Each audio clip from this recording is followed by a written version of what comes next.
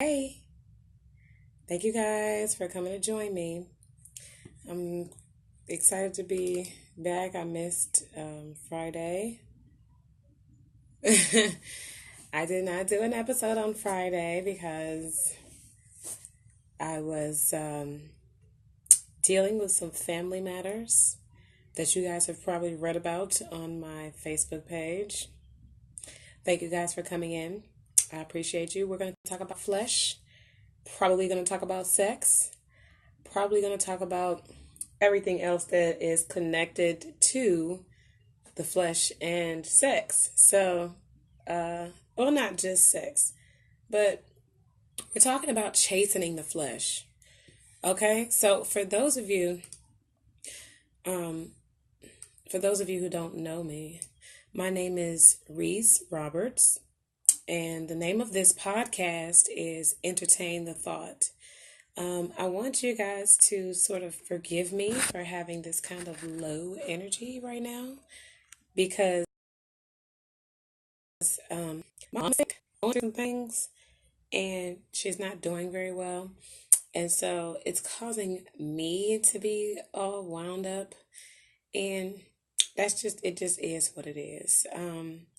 I just need to get this out so that we can, talk about it and maybe make me feel better. So, how about let's get started? So, like I said, we're talking about chastening the flesh today. And while we look at that as a worldly thing, I believe it's way more of a spiritual thing. I mean, it's a spiritual term that's used, of course, but I feel like we look at it from a worldly perspective and don't necessarily execute it with the correct spiritual comprehension of what chastening the flesh is and what it is meant to do with our lives and our journey and our, as we walk along our paths.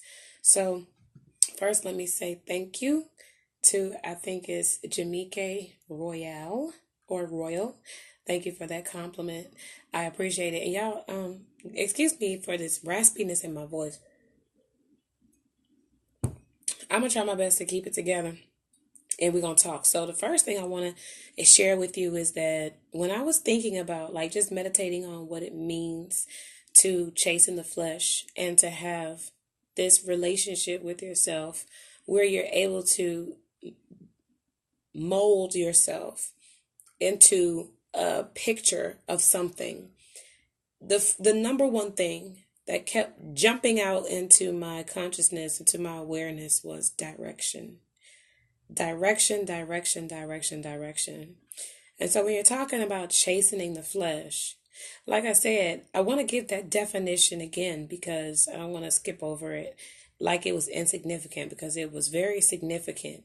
The definition of chastening the flesh, in my definition and proper context of what I'm saying, is that chastening the flesh has everything to do with you molding yourself into the image of something.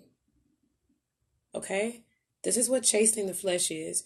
And a lot of times when you read in religion or other texts, it will describe chastening the flesh as a physical act, as something that people do, like wearing chastity belts, or some people would chasten the flesh by beating themselves, giving themselves lashes, and trying to fast. You understand what I'm saying? Doing very physical things in order to create the chastening of the flesh. And so what I'm going to assert to you today, with all certainty and awareness, I want you to know you don't have to do that, because like I said before, chastening the flesh is a spiritual term.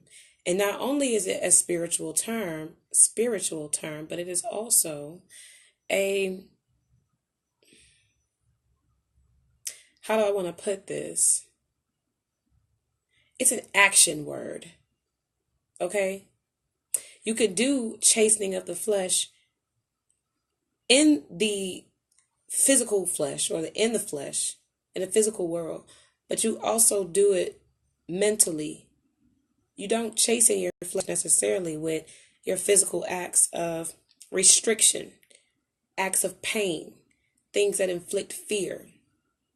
These are some of the elements of chastening the flesh that I want to share with you that can give you the same effect of chastening your flesh so that you're able to mold yourself into the image of something spiritually, okay, without having to go through the physical chastening process that leaves out the bulk and the meat of what chasing the flesh is truly there to do.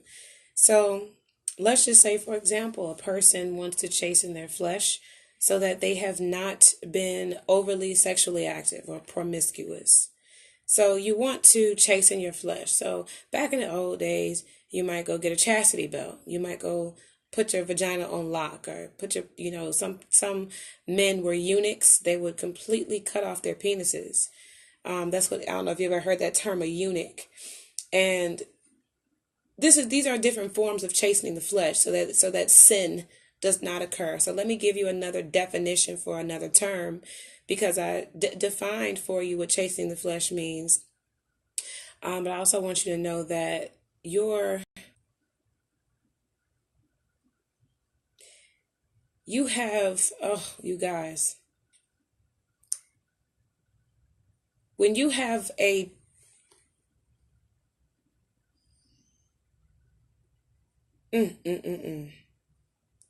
yeah, I would have to apologize to you right now because my mind is on my mother. And I'm going to tell you, that's the reason why I did not do a live on Friday, because I can't think. My mind is just completely like, it's abnormal, I don't know how to think when my mom is sick.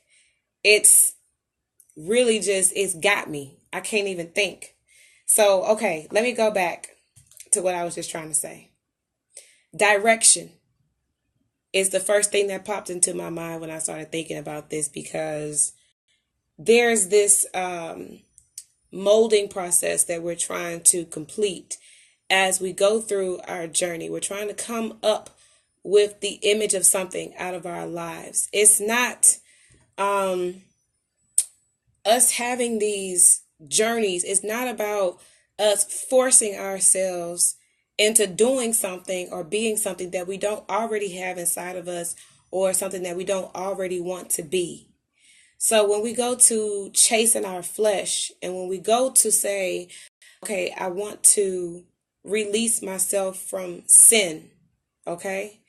And thank you guys for that. Thank you guys for telling me that, because I am. I'm going to finish my point, and then I probably will just give you guys a little bit more, because like I said, my brain is I can think on 10 different trains of thought all at the same time. And so sometimes when I'm talking, they will, my mind will jump from one thing to another.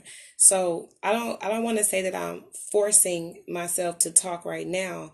I'm just trying to force myself to be focused on what I'm saying, because there is a necessary purpose for me saying what I'm saying, and it does tie into what's causing my spirit to sort of be distant. So I don't want you to think I'm forcing it. But what I was going to say, the second definition that I wanted to give you was a definition of sin. Okay?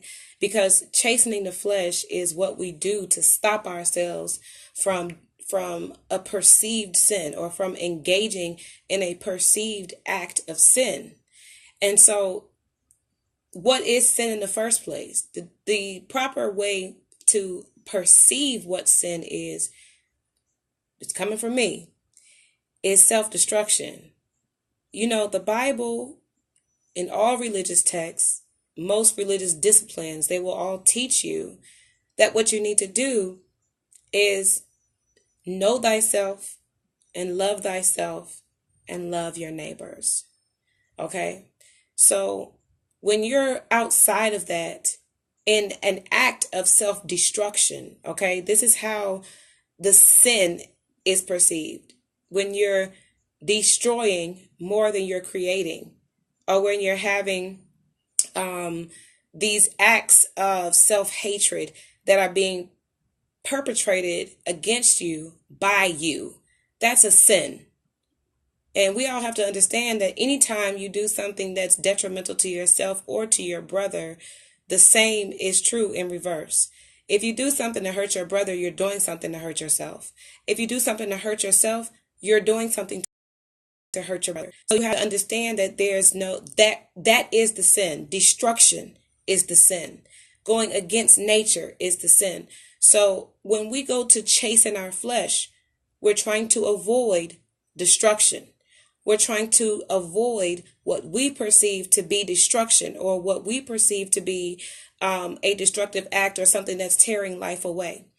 So as you understand what a sin is and what chastening the flesh actually does, then you can start to break down the process of chastening the flesh. You can start to understand what goes into that process. For example, like I said, the first step that just stuck out to me like a sore thumb was having a direction. If you're chastening your flesh so that you're not committing some act of sin, having a bigger picture about what you think that sin is leading you to. If you stop, where would that be taking you to? And sort of an analysis of sorts that gives you an idea of how this particular perceived sin is affecting your life and how you wish it to exist outside of it, or how you wish to exist with that sin outside of your life. So if you're a person that you want to stop having sex, and you're back in the old days, you go get a chastity belt. But what do you do in modern times? How do you chasten the flesh away from those things in modern times, where you don't have a lock and key available on your penny draws? You know what I'm saying? You got to learn what it means to understand chastening, and not just to do or go through the process. Fasting is another form of chasing the flesh. If you want to achieve a spiritual result, then you go into chastening your flesh by fasting. You're telling the flesh, or you're telling the body, that I'm going to restrict you in a certain way so that I turn off your desire for that which I perceive to be a sin to you or to others. And so when we have this relationship with ourselves, and we have a direction for the chastening, meaning I know what I'm turning on and turning off with this, because I know where I'm going with it. I know why I don't want this as a part of my life. I know my proclivities in this situation. I know why I must go through a painful, sometimes often painful process in order for me to chasten my flesh away from sin. I have to go through something, but I must have a direction if I'm going to go through it. Because if you're going through it, where are you going? You have to understand this. And so another key element to it is you having a sense of identity as you go through the chastening process. When you go through the chastening process without an identity, what are you molding? Chastening is a molding process. Thank you, honest observer. I appreciate that. Chastening is a molding process. And so if you don't identify yourself as something, as some image, because in spiritual terms, an image of something means this is how you mentally see something, or how you see the object. You being the object, how do you see yourself? How do you identify? Do you think that you are a kind person? Do you think that you're loving? Do you think that you're warm? Do you think you're distant? Do you think you're an introvert or an extrovert? Do you feel like you are grounded? Do you feel balanced? Do you feel, how do you see yourself? What are the characteristics that you see in yourself? And are those the things that you want? Because as you're molding, a sculptor or an artist does not put energy into molding or writing or shaping or forming or creating something that they don't want. So if you don't identify in your mind what it is that who do you see yourself as being? And if anything is not aligned when it comes to your reality of who you actually truly are right now and who you want to be, then chastening your flesh will come to a mute point. You'll never be able to satisfy yourself. In the process of chastening your flesh, you'll only be abusing yourself, in all honesty. If you're holding yourself back from something that you want and you truly desire, but you don't know why, you don't know where you're going with it, you don't know if that's even you in the first place, especially speaking of sex, then what are you doing? You're abusing yourself because you don't know why you want this. You don't know why you're doing it. You don't know to what end is this going. Where is this train carrying me? And without an identity, then you don't have a proper and suitable motivation or any desire with good intention attached to it. And this is the third element, desires and motivation. When you chasing your flesh and don't check the reason why you want to mold yourself into a certain thing. For example, my girls out here that go out and get the augmentation, they go out and they spend all their time exercising, spend all their time dating, spend all their time, having a very luxurious life of vanity. A very luxurious life of vanity. They're molding themselves into something. But do they know why? Why do you have to have long bundles of hair coming out of your head? Why do you have to have on the tightest, most sexiest outfits? Why do you have to bend over in all your pictures? Why do you need so much attention? Why do you need so much validation? Why are you insecure? Why? What is this doing for you? What is the desire? What is the motivation attached to how you're chastening your flesh? These women train themselves. Do you understand? They train themselves on how to systematically produce this image because that's how they identify themselves. That's how they see themselves. So when they chasing their flesh, they're molding themselves into vixens. They're molding themselves into hot girls. They're molding themselves into C-girls and Cardi B's and, the twerk revolution. Men are no different. None of us are any different. I'm only speaking on women because this is what I know. But without understanding and really breaking down the intentions that are attached to the desire and the motivation behind you chastening your flesh, what are you molding? Are you molding anything of value? Or are you molding anything that is, are you molding something that is only serving yourself? If you're only serving yourself with this desire, this motivation, with this chastening process, do you know who you truly are?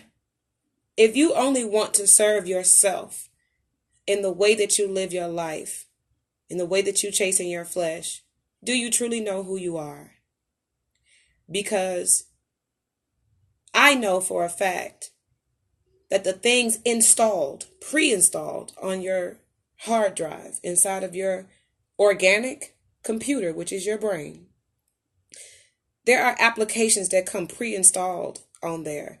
Hey, Niecy Pooh. And House Dr. Dickerson, you absolutely can save this live. I'll even send it to you if I can. So you can have it. But what I want you to think about is the fact that you have applications that come pre-installed on your organic computer, which is your mind. And so when you chasing your flesh, what you're doing is accessing these already pre-installed applications in your mind that are given to you naturally so that you can go through the chastening process without having to do it in the flesh. If you know yourself enough through the Spirit to say, I know why I want to do this. I know how I'm going to do this. I know why I'm motivated to do this. I know why I have the desire to do this. Then guess what? When you know thyself and you love yourself enough, know thyself, love thy neighbor, all three of those things, when you have all those three things in check, then the process of physical chastening the flesh, the physically chasing the flesh, it becomes obsolete because the mind controls the body. The body doesn't control the mind. If you want to if you want to achieve a certain outcome, you don't go at it from the flesh first and then think that it goes up to the mind and that's the easy route. No, you can do it that way, but that's the hard way to go about it. What you prefer to do, or what you'd be wiser to do if you ask me, is to go from the head down. You start at your mind first. You convince yourself as to why your flesh must fall in line to your goal and your vision. And so that way you don't have to work as hard. You don't have to go at yourself through the flesh, chastening yourself, beating yourself down, having very physical responses to what you're trying to do as your goal, what you're molding. When your mind can see it, you can close your eyes and you can mold without even looking at the flesh. You ever seen that brother, that African brother? He put the blindfolds on and goes behind the painting and paints his images upside down without even a paintbrush. He uses hats, dumbbells, shoes, whatever, his fingers, to make images because he can close. That image is inside of him. It's in his mind. He don't need to look at it in the flesh. He doesn't need to see it in the flesh or manipulate it in the flesh because all of his materials are already up here. You understand? Everything he needs to create is already inside of him. It's already in his mind. The only thing he's doing is trusting the flesh to be able to carry it out. Sight unseen. Sight unseen. You don't have to go the hard way. When you want to, like I said, people are out here chastening the flesh through the flesh, trying to, okay, I'm not going to have sex for 6 months, and then that's going to stop me from having sex with people that I don't like and people that are not good for me. I just won't have sex for 6 months. But if you didn't, from the spirit, understand, why are you not having sex with this person? From the spirit, understand, why do you not want to physically engage with the person until you have mentally engaged with them or emotionally engaged with them? Why? Figure it out for yourself, because you have to know thyself as a part of the process. Know thyself, love thy neighbor. If you're only serving yourself with your life, only serving yourself with what you're doing, you and your understanding, what is it that you're doing? Where are you going and why? Who are you serving? Who are the people that are affected by the molding you're doing, by the chastening that you're doing? And if you're doing this molding and this chastening, trust me, if you don't do it from the top down, the spirit first, and you start molding your flesh from a fleshly perspective, you're going to get fleshly results. And fleshly results are never as good. And like I said, they're never as easy as if you come at it from the spirit first. Understand your direction as to why you're chastening your flesh in this way. Understand your identity as to how you see yourself in this image. If you want to be a certain person, there's an image attached to that you have to portray. I want to be a businesswoman. I am a businesswoman. Let me make sure I correct my vernacular. I don't necessarily look like one all the time, but I know that I do when I need to look like one. Because my flesh is not guided by my worldly identity. I can look like whatever I want to look like, depending on my motivation for looking like that. Because I know myself. I know my motivation and my desires to act and portray a certain way. So in the flesh, comprehension of things. One of the elements of chasing the flesh, comprehension of the things that are inside and around the flesh itself. The things that are conceptually affecting the flesh. When you got yourself in a situation that is affecting you spiritually, but it's happening through the flesh, your spirit gets affected through the flesh. You have your gates. Your flesh represent the gates that give you access to your spirit. And the only way you access your spirit, the The only way you can access your spirit is by way of the flesh. You have to interact with this environment and allow your spirit to be affected by the things that you physically experience, by the things that you physically learn, by the things that you physically witness and feel and communicate and retain and comprehend.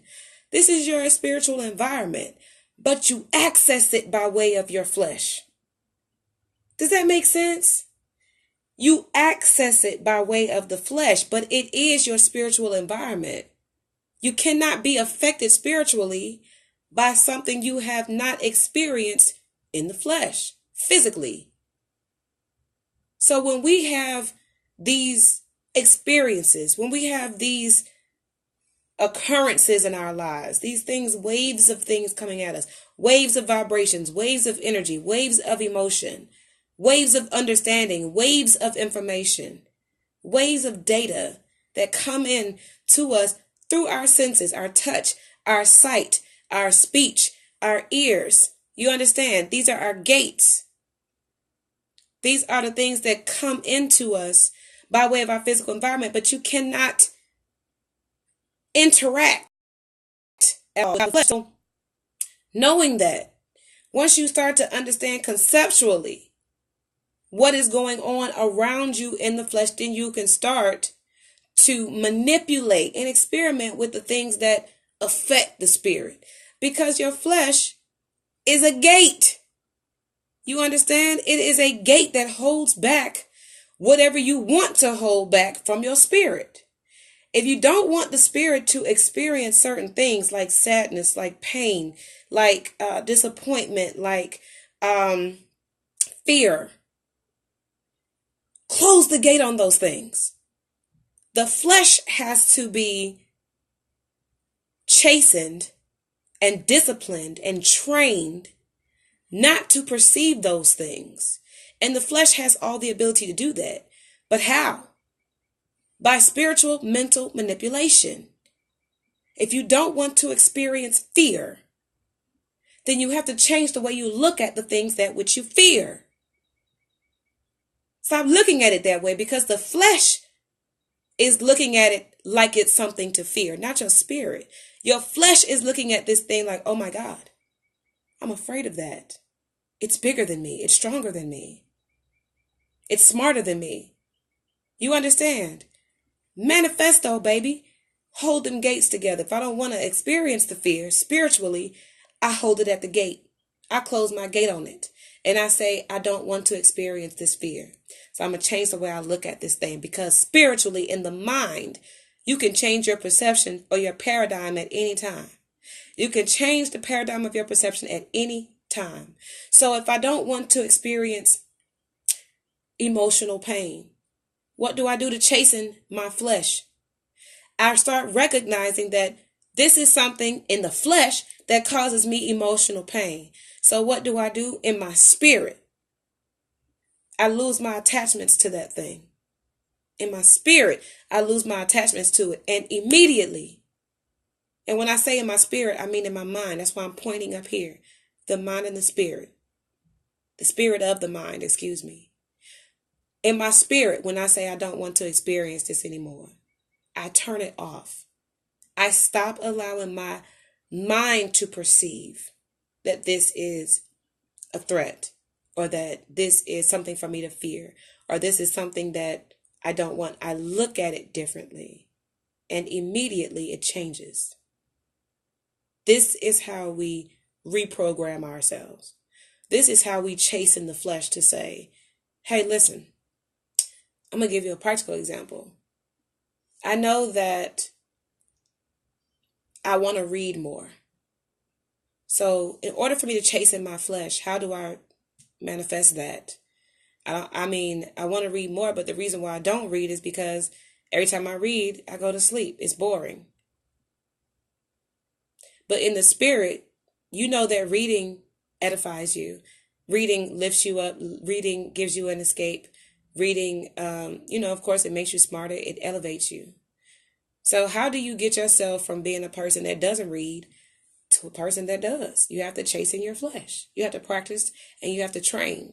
But first and foremost, figure out, why do you want to do this? Because during the training process, during all of the chastening and discipline that you're going to put yourself through in order to become a reader, it will become harder, it will feel futile, and it will be challenging if you don't understand first in the spirit of your mind why. Who is this going to make me become? How am I going to have to live my life? What kind of places am I going to hang out? If I want to become an avid reader, maybe I'm going to hang out more at the bookstore than I do at the club, because I'm chastening my flesh. But once you have understood these things in your mind first, it's nothing for you to stop going to the club and start going to the bookstore more. It's nothing, because you already understand why you want to do that. And if you say, well, okay, I want to read more, but reading is boring. For you to chasten your flesh, come at that from a spiritual perspective. It's boring. Why? Why is it boring? Ask yourself the questions. Intuitively chasten your flesh. Why is it boring? Why is your flesh not interested in what you're reading? Why? You don't know yourself enough to know the type of material that interests you. I read things that keep me on the edge of my seat. There's no way I could fall asleep on this. I'm reading stuff because I'm interested in it. I'm not falling asleep. I'm not pained. I'm not laboring to read this. I'm reading it because I want to know what the hell it says. Are y'all picking up on this? It's a spiritual shift. It's a spiritual tuning that we're looking for. When you change how you look at it, that changes what it is. You got me? When you change how you look at it, then that changes what it is. So let's get more into our knowing thyself, loving thyself, and loving our neighbors. Because when we start to chasten our flesh and we start to do things better, what happens when I chasten myself and I become a better reader? Or I become a more avid reader? I start learning things. I start having visions. I start developing a mission. My identity becomes clear. I start defining a direction in which I want to go. I start knowing myself. I start loving myself. And what happens when those two things happen? The reason why you're able to love your neighbor is because you first have loved yourself, but also because you want to serve your neighbor. You want to serve the people that are around you. Why? Because they're also serving you, and you want to keep it that way. And that's how all of society works. Because we all share the same space, we should all be sharing the same tasks, the same duties, the same goals, the same missions. At least within our nation. You got to excuse me, I'm a little ahead of my time right now, because our people don't claim a nation, even though we have one. We don't claim our nation. So it's painful to me, because if we had a centralized authority, in which is coming, we would be able to conceptualize these things. We would be able to look at ourselves and to say, this is the direction that we want to go in based on our identity, based on our motivation and desires, because we've understood what's going on in our flesh environment. See, our people as a nation, we fail to look at things from a spiritual perspective to understand our fleshly environment, like what I'm talking about. We live in an oppressive environment, and it's spiritually oppressive. It's not just physically oppressive. It's not just about the color of our skin, but it's also a mental and spiritual oppression where we're having to figure out how to even come out of emotional traumas that we don't even understand. We don't even know that half of them are there. I mean, Erykah Badu wrote that song, and then you slipped me a Mickey. You slipped me a Mickey. And I'm just waking up out of this roofie, I'm waking up out of this drug that I've been given to tear me away from my memory and my knowledge of who I am. And when I'm waking up, I'm looking around like, hold up. Some here is off. Some here is wrong. Things still ain't making sense. Things still are not coming together, because We don't have a direction, an identity. How do you rip a people away from their identity and then tell them to become great? How do I become great when I don't know who I am? I don't know what I'm doing. I don't know where I'm going. I just woke up. You want me to run a marathon and, I just came out of a coma? How does that make sense in society? And that's really what our people are being expected to do, it looks like. We're being expected to come out of a coma and then run a marathon. But we can do what we need to do to chasten our flesh to get back in line. We have to get back in line. And when I mean in line, I mean aligned. We have to get back aligned with the truth of who we are. We have to get back aligned with the truth of where we come from. We have to get back aligned with the truth of our desires and our motivations. Right now, Black people, so-called Black people, we are heavily motivated by our desire to be successful, or to have an image of a certain kind of success, to be more clear. We want to appear to be successful according to another man's standards of success. And because we are doing that with all of the energy that we have to give it, all of the resources that we have to give it, all of the intellectual property, all of the innovation that we have to give it, it's going to another man's dream. It's going to another man's idea of what social progress is. Do you think that we're making social progress? Do you think we're making any progress? If we were to get into total alignment with what we thought as a collective group was social progress, what do you think that would look like? What do you think it would look like if we were to all come together and say, this how I want to look. Hey, husband. Yeah, my husband came in my life. Hey, husband. But what would it look like if we all got aligned? If we all were to say, listen, I recognize that my enemy is controlling my life right now. I recognize that my enemy has full domain over the inner workings of my life. I have a mother right now, y'all, that is sick and can't do nothing really for herself. And she's trusting her full and complete, realized and true enemy. She's trusting her enemy, who she can't see as an enemy, unfortunately, to bring her back to life. Now, see, this is what makes me concerned for our people, because we don't see that. We don't see our enemy. We think that these people are our friends. We think that they come to help. We think that they're trying to include us. Everywhere I look, there's a new poster for diversity and inclusion. Diversity and inclusion. Do you think that that's a positive thing? Do you think diversity and inclusion is for us, or do you think it's for them? Because the way I see it, of course you want to diversify and include yourself in a group of people who, in all other numbers besides economic or besides the dollar, outrank you. On your scale of economic classism, you win. You got it. Economic classism, you got it. Give me all other social metrics and let me show you my people dominate. All other social metrics that I can think of. You can give me some other social metrics that are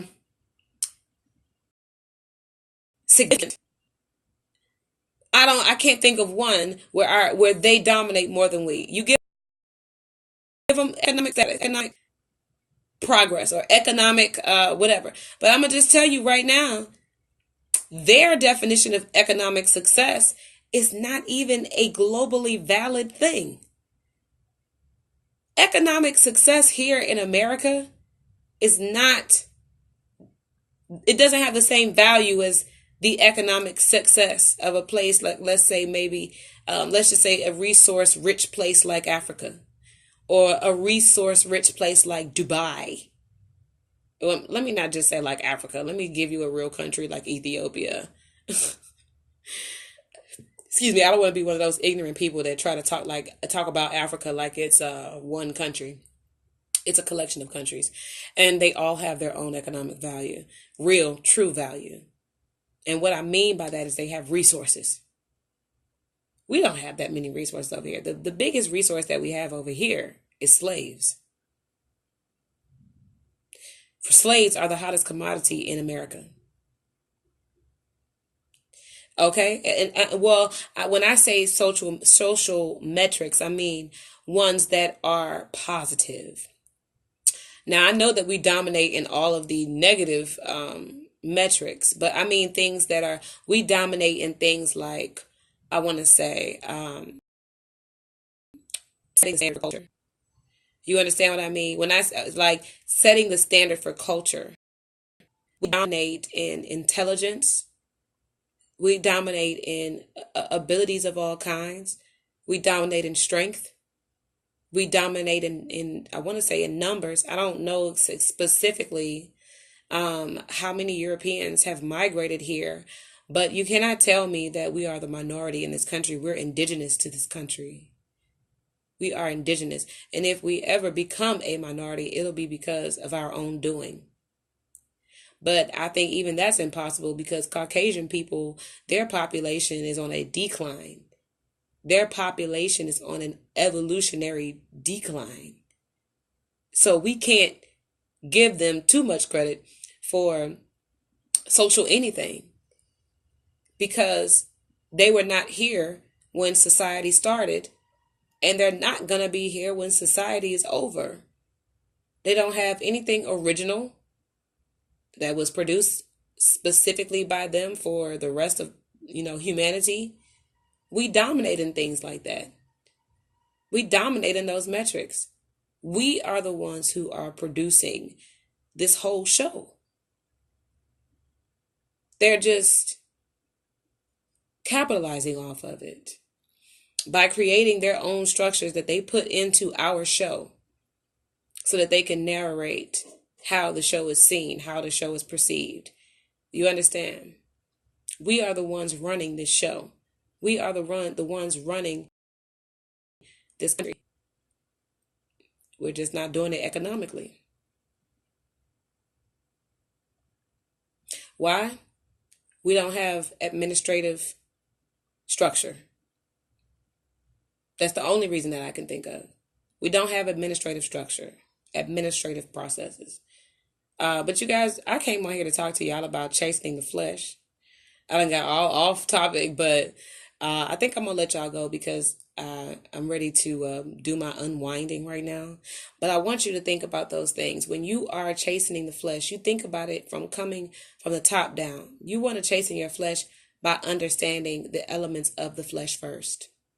Understanding the elements of the flesh first. And that way, when you do have to go through the training process of training your body to be a certain way, then your chastening flesh, the process of chastening your flesh becomes much, much easier and much more sustainable, much more effective if you understand that you're doing the chasing your spiritual perspective, not from a physically restrictive perspective. You have to get a good grasp on the direction that you're going in, the identity that you want to portray, and the identity that you currently possess. Also, what motivates you and what desires are you trying to manifest? Because whatever is motivating you, the intention behind that motivation, it is going to determine the outcome for you. So these things have to be, they should be understood and comprehended in all things before moving forward with trying to manifest things. When you're chasing your flesh, you're manifesting something in the flesh. And it's necessary to make sure that it's backed up with the proper intentions.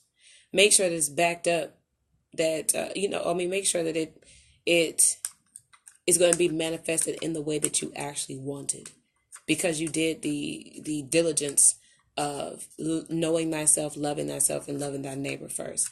In all things, love yourself. In all things, know yourself. In all things, love your neighbor.